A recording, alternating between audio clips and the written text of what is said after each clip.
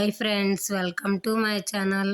ఈరోజు ఎంతో రుచికరమైన తొందరగా తయారయ్యే చికెన్ కర్రీని నేర్చుకుందాం.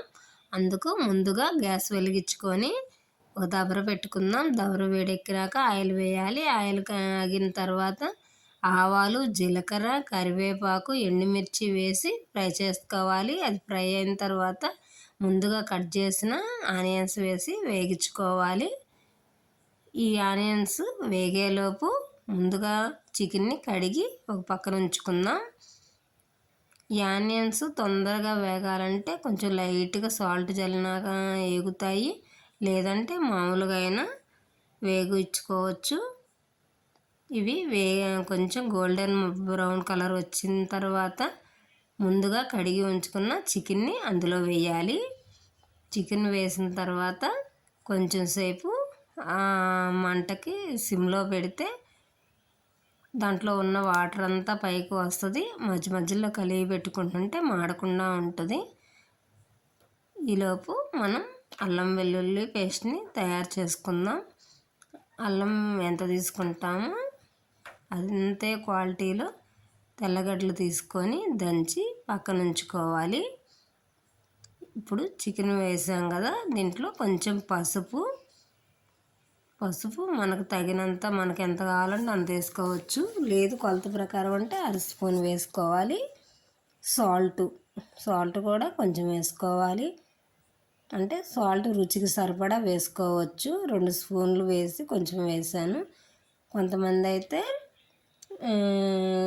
2 స్పూన్లైనా 3 స్పూన్లు అలా వేసుకుంటారు. రుచి చూసుకొనైనా కొంచెం ఉడికిన తర్వాత వేసుకోవచ్చు. ఈ విధంగా పసుపు, ఉప్పు వేసిన తర్వాత బాగా కలిపి పెట్టుకొని మంటని మీడియం ఫ్లేమ్లో పెట్టి మూత పెడితే కాసేపు మగ్గుతుంది. ఆ మగ్గినప్పుడు ఈ చికెన్లో ఉన్న వాటర్ అంతా పైకి వస్తుంది కాబట్టి మాడదు. మధ్య మధ్యలో కలిపి పెడుతూ ఉండాలి. ఈ విధంగా సిమ్లో పెట్టి మీడియం ఫ్లేమ్లో పెట్టుకోవచ్చు. మీడియం ఫ్లేమ్లో పెట్టి మూత పెడితే మగ్గుతూ ఉంటుంది. మధ్యలో 2 సార్లు కలిపి పెట్టుకుంటే మాడకుండా ఉంటుంది. దీంట్లో వాటర్ పోయవలసిన అవసరము లేదు కొంచెం ఎక్కువ గ్రేవీగా ఉంటే బాగుంటుంది అనుకుంటే ఇంకొక చుక్క వాటర్ వేసుకోవచ్చు.